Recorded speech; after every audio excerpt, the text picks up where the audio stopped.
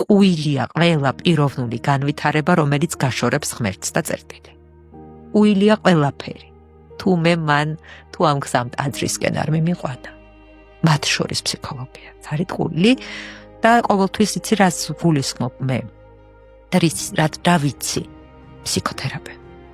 სულიერების გარეშე. იმ სულიერების რისიც მას წამს. არის მიტოვებული. ნუ რავია, თვითონ განმარტება გეუბნება ფსიქოლოგია, რაც არის.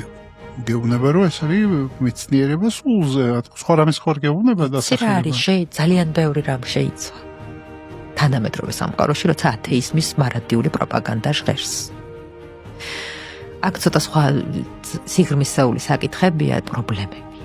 ხო, ჩვენ არ გვიყვარს სიტყვა პრობლემის გამოყენება და გამოწვევას ვიყენებთ, მაგრამ მე ამას ვხედავ როგორც პრობლემას. მასობრივი პროპაგანდა ადამიანი დაშორდეს ღმერთს.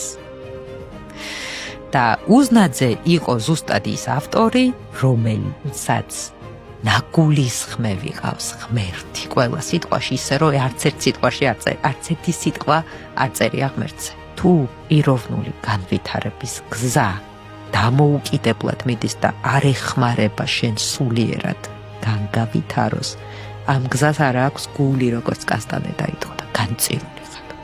კი, მოკლევადიანი მიზნებისთვის გამოგადგება გზა, რომელსაც ღმერთის გული არ აქვს და შენ სულიერად არ ვითარდები და არ იზრდები, მაგრამ გრძელვადიან დისტანციაში არ გეყოფა ეს გზა.